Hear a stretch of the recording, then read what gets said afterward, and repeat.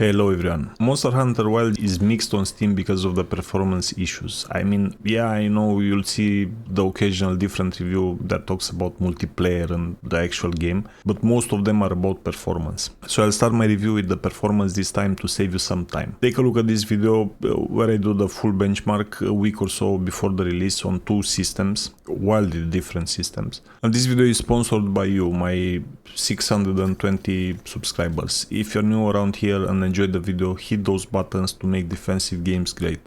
And remember, you'll show me who's boss the moment you disagree with one of my takes and unsub. Now back on the performance. Monster Hunter Wilds runs great if you don't have a 3060 with a potato CPU and still decide to crank everything on ultra because you think that's a good PC, you know. What's funny is the fact that the game manages somehow to look worse on ultra than on the lowest setting on that kind of PC. If you have a good PC, you'll still think the game looks like shit the first couple of hours anyway because everything is brown because of the desert biome weather. That makes sense in the context of the game, by the way. I'll not spoil it. And the textures look very low res because you might be still downloading the 70 GB high-res textures DLC. And by the way, somehow at the start of the game I had worse FPS in the desert without the high-res textures than in the other regions.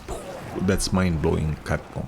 On the 4090 system I only got 5 crashes and over the 35 plus hours I've played, and only a few times my frame rate dropped below 60 in a very specific areas that are used as a transition between maps, you know, and you'll only use those in the campaign because at the end game you'll just fast travel between the regions, so doesn't matter. So I can say I feel for each and every one of you that has a lower video card and CPU because those will not do you any favors. Look at the minimum system requirements, guys. This game is expected to run at 1080p upscaled from 720 native resolution at 30 FPS under the lowest graphic settings. I even saw some positive reviews talking about the performance. This game has a solid 10 frames per second. That's pretty funny, and it's true, sadly. Now let's do the actual review for people who are actually interested in the game. After you download the game, you will compile shaders for at least 5 minutes if you have a NASA computer and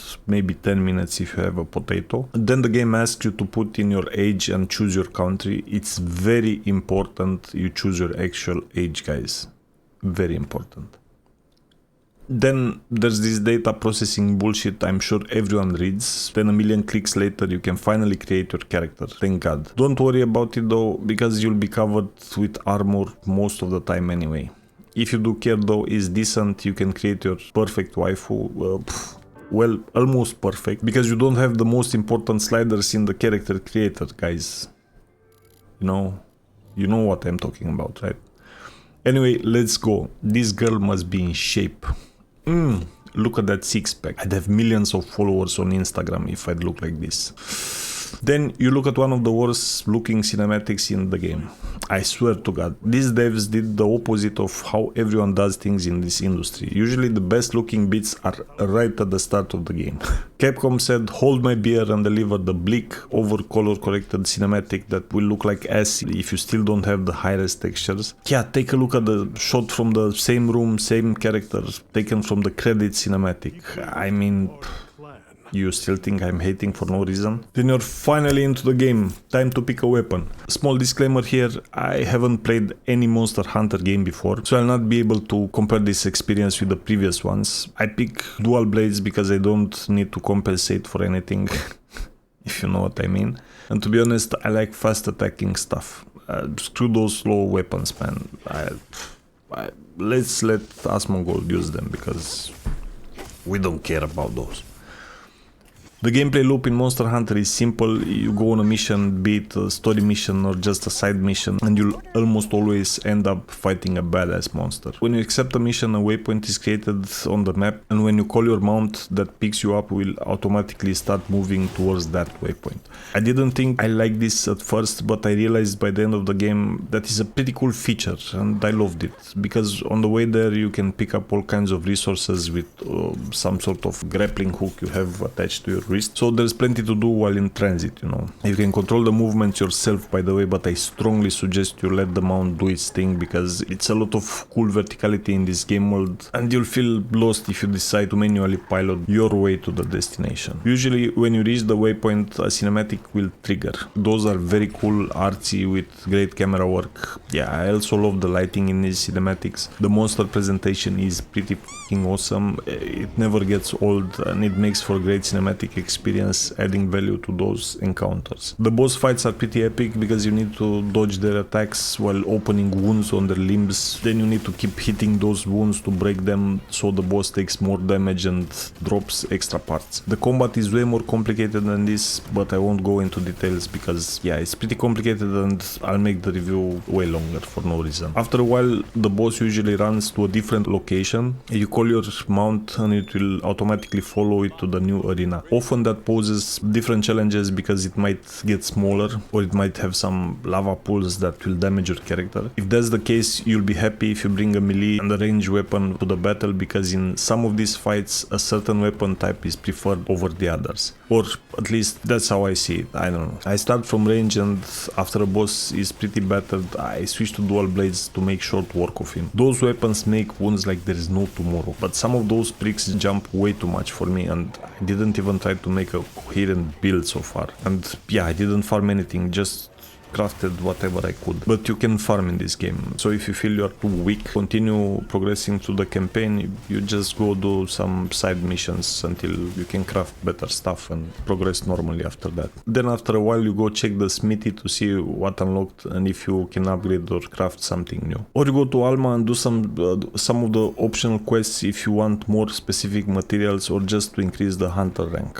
But this is only possible from the high rank, I believe. I don't think optional quests give you hunter rank before that, but I'm not sure. After about 15 hours or so you unlock high rank. Hunters must first defeat Zoxia, which is the final low rank boss of the game. That's the point where credits start rolling, but the campaign is not over. Every 5 hunter ranks or so you are presented with another story mission with pretty cinematics and dialogues continuing the main story. Hunter rank unlocks after completing chapter 4 mission 1, new ecosystems. After you complete this mission, hunter ranks will become fully available, allowing you to level it up as much as you want by completing quests. Between missions, you go to your tent and cook some food. You know, the cooking in this game is pretty cool, as you can eat some random quickly or just pick your ingredients to make that badass meal you need, you know. And everything is nicely animated for some reason. Yo, Capcom, you should do a cooking game, you know. From the tent you can transfer items, craft potions and stuff, and customize the radial menus I never used. Background music, your appearance, if you have that stupid voucher, that is. More on that in a bit, and more. The item progression is a bit average in my opinion. You can't work towards advanced weapons because they unveil them 1 tier at a time, and you can see the stats, you know, and some of them have only 1 or 2 tiers of items, so I did not know in what part of the tree I should invest, because I didn't know what's a dead end and what leads to a very good weapon, you know. And the damage on the weapon is a lie, because the game does a lot of calculations, you know. So the average damage will hit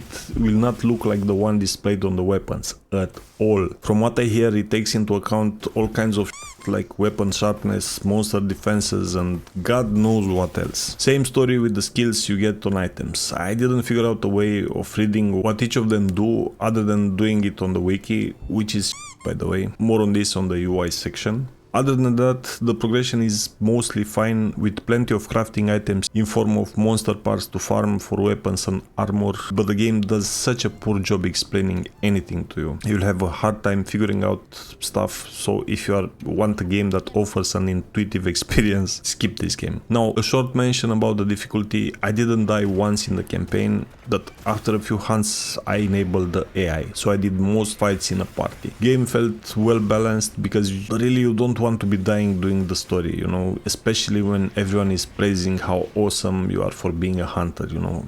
It would suck to faint every other boss, am I right? So I don't know how the other games were, but I hear Monster Hunter World was harder. I still think Capcom nailed the difficulty of the combat in this game. It gets a bit harder in high rank, and I'm not even fighting the hardest tier of monsters yet. The story is nice, I mean A+ for the effort. I'm not into the stupid sound some of these characters make. Down there. And why do I need to hear them breathe, guys?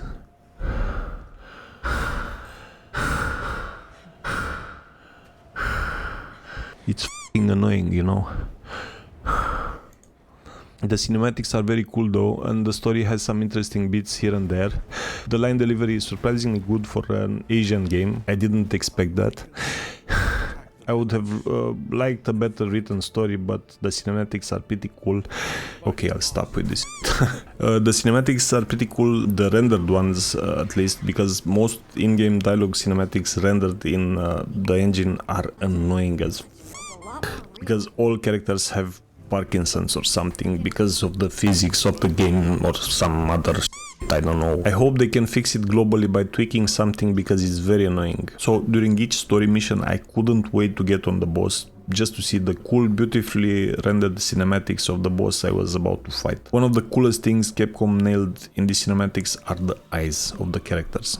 Most developers overlook the eye shaders and the geometry, but these guys didn't. They are still not perfect because they are too watery among other things, but they do the job. Great choreography and camera work in those cinematics, guys. I greatly enjoyed them all. The graphics are good when you go past the initial phase of the game and you download the high-res texture pack. Without that, and if you only play the first 1 or 2 hours of the game, you might say this game looks really bad. And to be frank, it did at first. Some LOD pop-ins, but the game is otherwise surprisingly polished. Too bad it's not well optimized, but yeah, I already talked about that. Sounds and music are also good, they do the job. Nothing to say really, other than I hated hearing the breathing and of the characters in the cinematics, you know. The line delivery sometimes is flat, like in one of my reviews. Now the UI, guys. This is the Achilles heel of the game. I didn't see a game that was hurt more than this by its UI and menus, to be honest. Please tell me if you think at any, because I can't remember one that's as bad as this. And the UI would be bearable, by the way, if the game would give you the info you need when you need it in a non-convoluted way, you know. But sadly, it doesn't. The UI of this game is very bad. It screams console all the time. Having no tooltips when you hover over shit is infuriating. This is the equivalent of the waiter spitting in my soup, really, or putting some pubes in my mashed potatoes. What am I talking about? Jesus. So yeah, Capcom, please remake this cluster of an UI, because it must be one of the worst I've seen in such a big game. I hear even in the multiplayer, the UI and logic is very bad as well as some of the side missions you take from various NPCs, and afterwards you need to go talk to Alma to actually take the missions. So you take them 2 times. So yeah, weird UI and weird logic here and there. Nothing else to add. If I was to rate the game based on the UI only, it would easily be a 2 out of 10. Easily. Now, a short word about the monetization. This is another Dragon's Dogma 2 like model, but it's a bit toned down in this one. Characters edit vouchers are stupid. Everyone complains about them, and they are right. I wouldn't buy a stupid like this in a $69 game, even if I'd be Elon Musk, you know. I just buy an account with everything unlocked and max level gear if I was him, and that's that. So the value proposition of the game is quite high, I suppose, if you are not wasting money on those stupid day one DLCs that should not have place in this game, period. If you feel the need to type in comments that you don't need to buy DLCs, here's my point, here's your head.